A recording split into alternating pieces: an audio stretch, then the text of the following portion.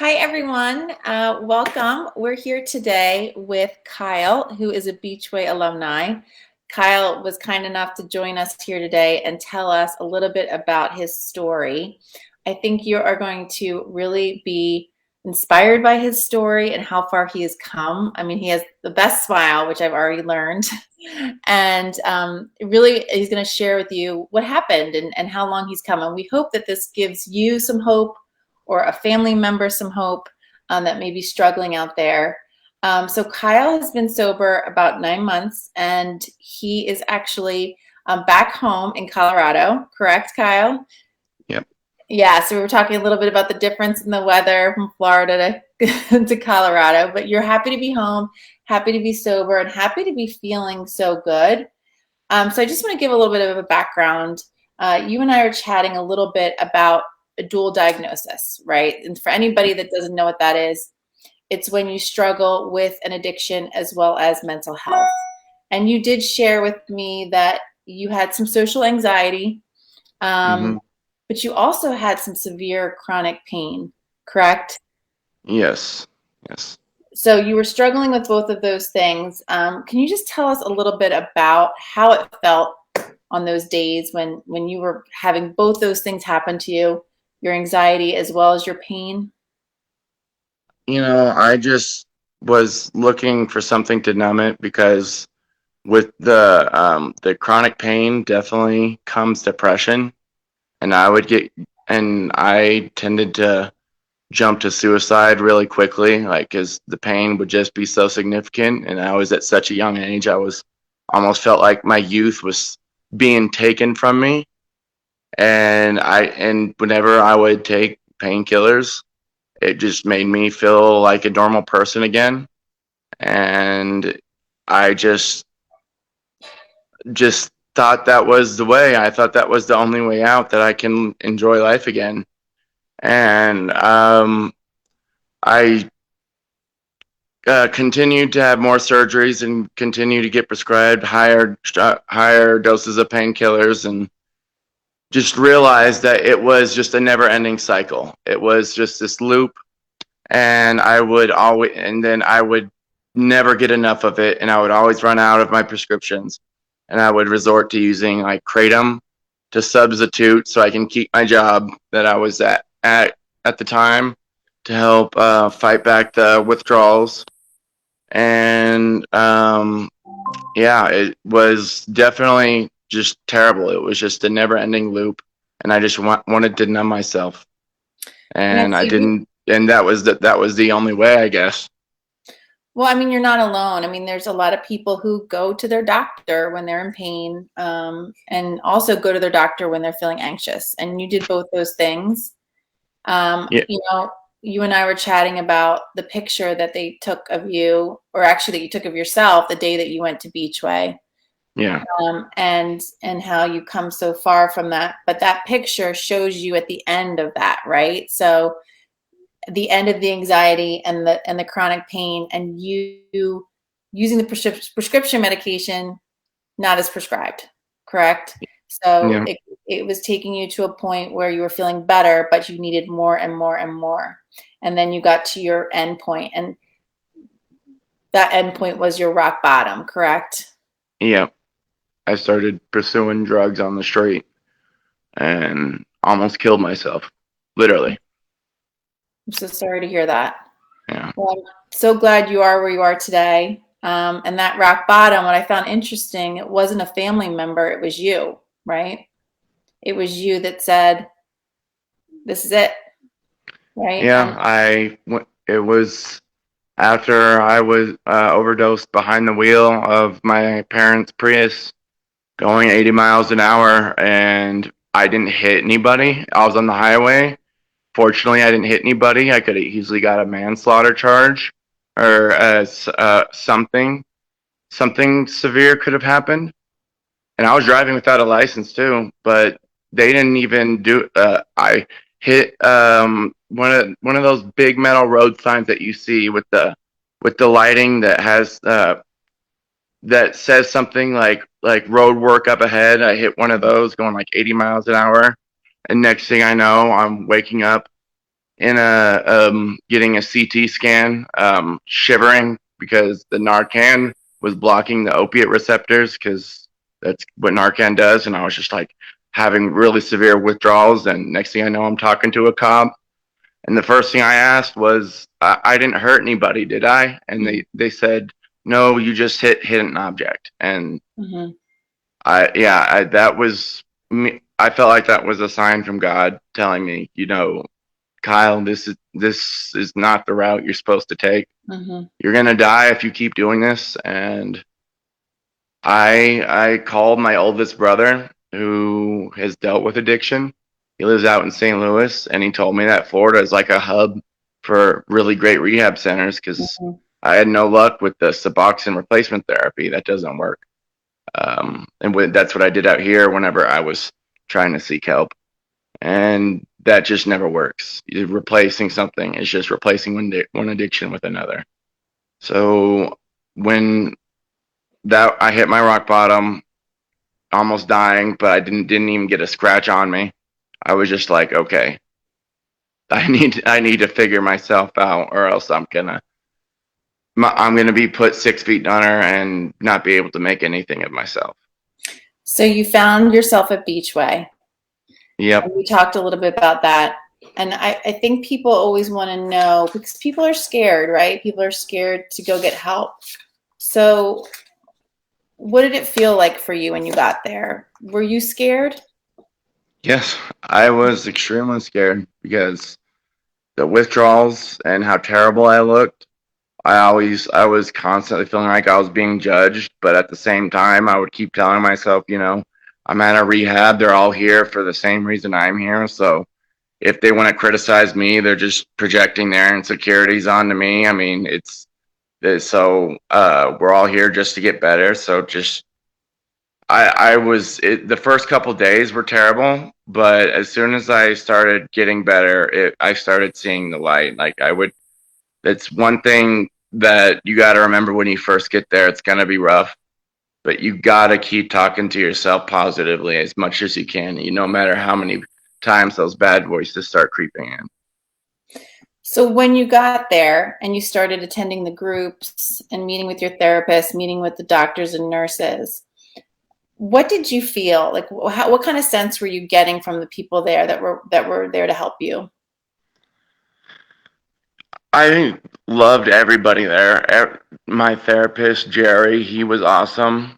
Sometimes I felt he was a little difficult to talk to because he's kind of monotone. Now, I wouldn't say he's cold-hearted, but he's just kind of like doesn't express. He's not as charismatic as I'd like a therapist to be, but he still worked really well with me, and he helped me out a lot. And the staff there, I can't tell you how much they were there for me because there was times where I was just uh, I couldn't take it, and they would always lend an ear if I needed somebody to talk to.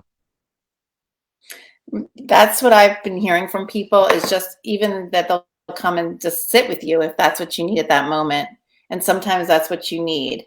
Now, tell me a little bit about what kind of tools did they give you when you were there? So when you went back to Colorado, you would be able to, be able to conquer some of those old ways. Because when you go back home, right, that kind of puts you back in the path that you were in. So what kind of tools did you learn while you were there? I just learned that I wasn't necessarily battling addiction. I was battling trauma and chronic pain, and that I had these psychological issues that I needed to get out of my system and not repress. And as soon as I was able to get past all these issues and get sympathy and empathy from others and understanding and guidance, like how I can learn to cope with it.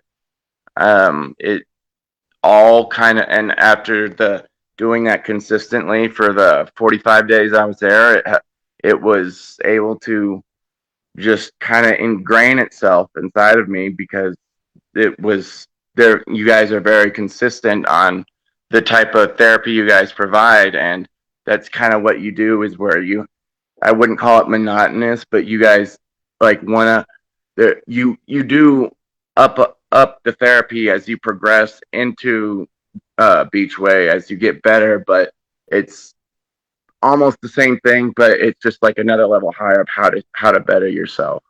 Just and you guys kept giving me advice on how to cope with my anxiety and my depression, and it was just if I didn't get that kind of advice, I probably wouldn't be here. I would still be struggling with my well, I still do kind of struggle with it because it never goes away, and that's another thing people should know is that if you have mental issues as well, it's not going to go away. You always have to find ways to cope, healthy ways, not bad ways. Hmm. So that's another thing people need to learn, that you're not going to get better as soon as you leave Beachway.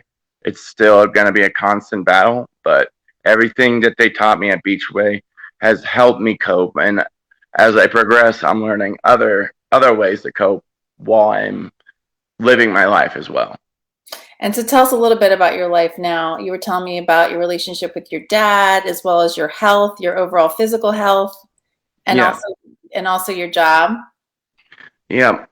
Before, whenever I was just abusing drugs heavily, my relationship with my father was terrible. I was hardly holding down a job at a gas station. And I was just in poor shape. I was overweight, and him and I would always just get in these fights, and there's been physical altercations, and I don't blame him for it. He's never been a very physically abusive type. He just sometimes loses his pardon my French, but loses his shit, and we